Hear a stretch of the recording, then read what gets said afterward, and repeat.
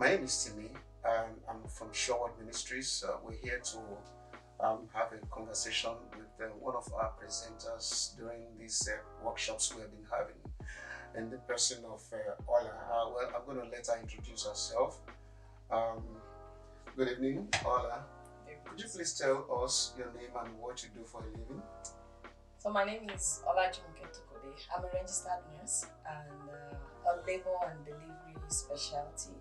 I work with Providence Healthcare and Fraser Health Care. Thank you very much.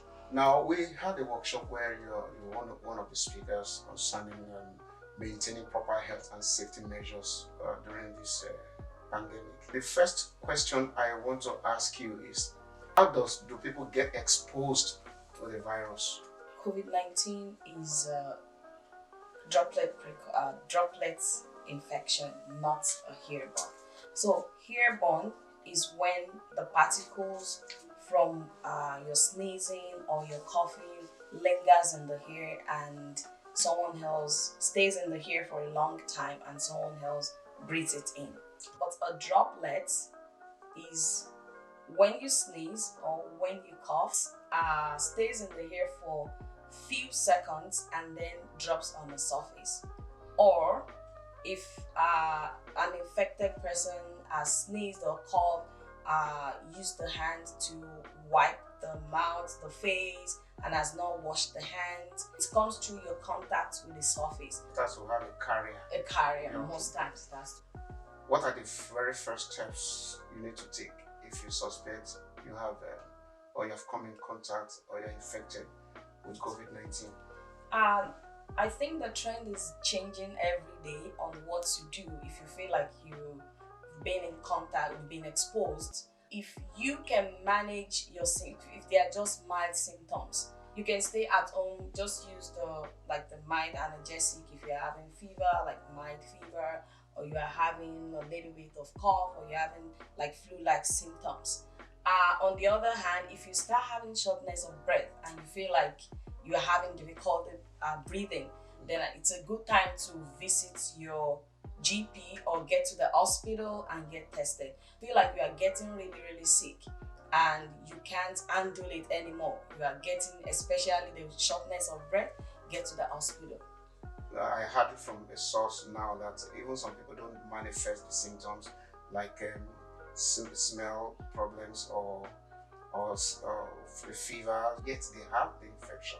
On this segment, I just want to focus on the preventive measures.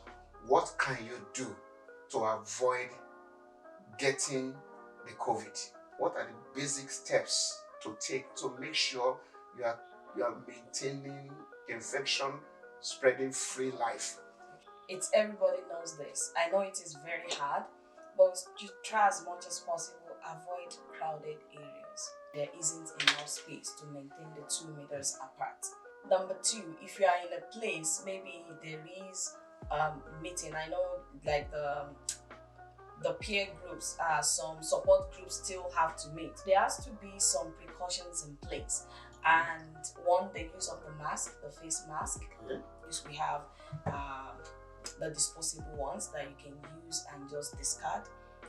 Two is hand washing or sanitizing your hand. It takes about 20 seconds to do a proper hand washing, and it has its techniques. Make sure you are doing the proper 20 seconds. It's not something that you just rush through. And make sure you are using soap and water.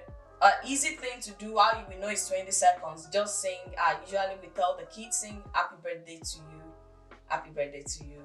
Like sing it to once. And by the end of the song, you've completed your 20 seconds. So, you can use your heartbeat. Yes. Now, why is it 20 seconds? In the healthcare setting, so there is a technique to wash your hand in order to get through like your nails, your maybe from experience or from experiments. Yeah. For trying to do the proper hand washing, it has been figured out that it takes 20 seconds. Okay. I will say one thing that we do in healthcare settings that most people don't know about. So when you start washing your hand, you've used a dirty hand to turn on the faucet. Okay. So the water is running. Now wash your hand. After the 20 seconds, leave the water running and get a paper towel and wipe your hand. So after wiping your hand, use the paper towel to turn off the faucet and discard. This will prevent the trend of, okay, I've washed my hand, you drop the paper towel, and the same hand you have used it to turn off the faucet, which you have used the dirty hand. So it's like, washed and you've gone back to square one. Wonderful. You were going to demonstrate the technique of the washing. Can you mock that hand washing? Okay, so turn on the faucet and water first before the soap. So wet your hands with water. Get enough amount of soap into the palm of your hand. Soap is soap. Any kind of soap, as long as it forms lather. Okay. Put soap in your hand and then rub. Counting your 20 seconds. If you want to do more than 20 seconds, it's fine. When you have rubbed your hands, now go to your fingers. Like the right hand, go to your fingers. Each finger, wash them separately. On the other hand, do them separately. You now go in between the fingers and scrub them. Scrub them. Scrub the other side. Scrub here. Go to your nails. Okay. Wash your nails.